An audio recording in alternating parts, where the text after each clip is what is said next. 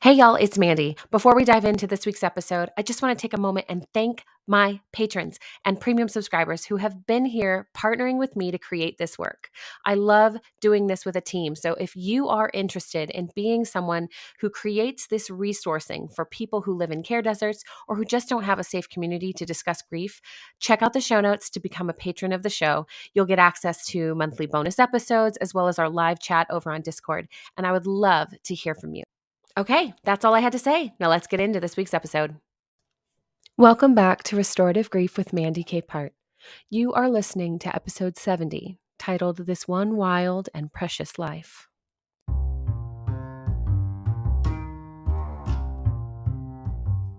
While you are listening to this episode, I am likely on a beach somewhere in California. I don't say that to make you feel any kind of way other than to recognize that even passionate, busy, driven people like me take breaks. I'm not trying to do any work while I'm resting, and that includes my own grief work. But I am making space to ask myself a very important question, and I want to invite you to consider this question in your life too.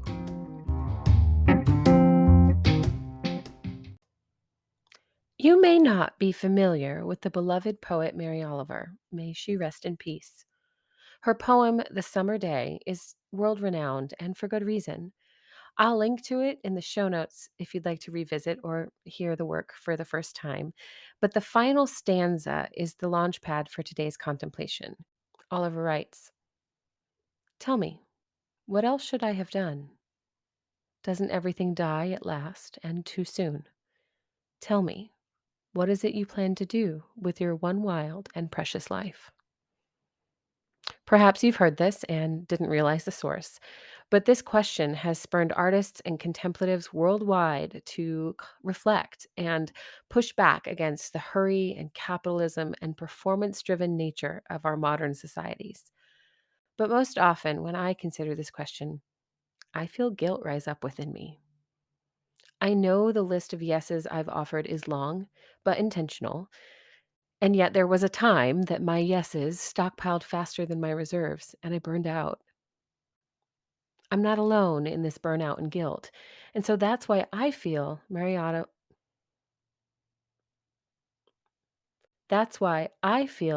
Oliver's poetic question needs a follow-up.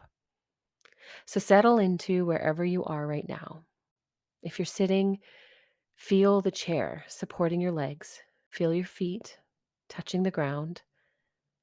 Pay attention to the support touching your back. If you're sitting in the sun, take a moment to reflect on how it feels on your skin. If you're sitting indoors, pay attention to any soft noises you might hear.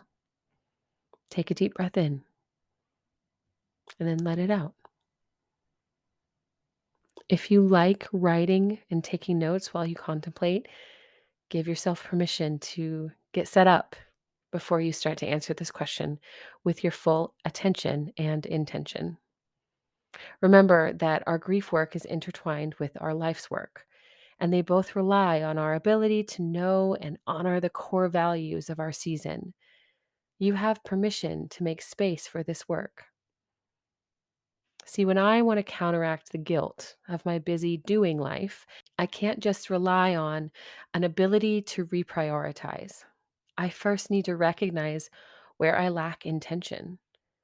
For the sake of this conversation, we will talk about our whole self model, who we are as whole people, mind, heart, body, and spirit. So let's just name that our values for this exercise are mindfulness, self compassion, movement, and connection.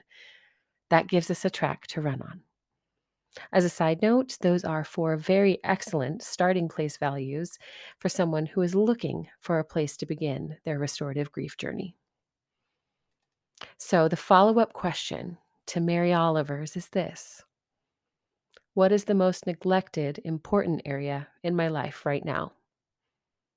I love this question because we already know it's asking us about something internal. If you're not sure or saying, we already know that, let me just confirm yes, it's something internal. Our internal world is a reflection of the external experiences in our lives. We internalize our sense of self and safety from what we witness, which can result in putting ourselves last if we're not careful. Although you may not believe it, you are naturally sympathetic and compassionate toward others that you feel responsible for, and that's okay. What is not okay is allowing that to overtake your values and your sense of your own importance. So take a metaphorical seat, or maybe several if you're prone to distraction like me. Think about your values, the things that matter most to you, and pick the one that seems the most overlooked. You have this one wild and precious life. Those of us who carry grief understand impermanence in a way we can't quite explain, and I'm with you if you're feeling unsteady right now. Our worlds may feel a bit wilder than we'd like. I know I hear that word and I'm conflicted. Sometimes I thrive in the wild, but other times I just want simplicity and order. So, no matter how you're responding to that first question internally, it is important to follow it with this guided reflection as well. So, I'll ask again, what is the most neglected, important area in your life right now? Let's make it clear this is not intended to generate an answer like my extended family or my job responsibilities. Remember, those are external areas of life that may well be less valued or attended than necessary, but those are not our concerns at the moment. You cannot show up in those areas living a half life of burnout and obligation. You deserve to show up whole because your life is precious, even when it feels wild and out of control, even when it feels mundane and repetitive. So, how can you honor your process, your growth, your grief experience, and your whole self by answering this question before it's too late?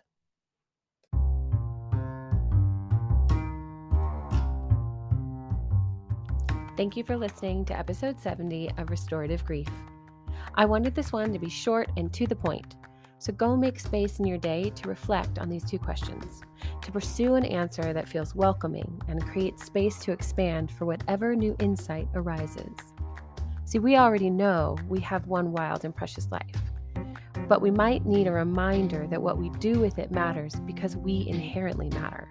Our value is non-negotiable, even if you've been told otherwise. And if you have been told otherwise, make today the day you embrace this new narrative of wild and precious into your internal dialogue. If this is your first time listening to Restorative Grief, I'm grateful you're here and hope you'll stick around. This question I shared is one I return to often, and it's an honor to share my own healing process with each of you.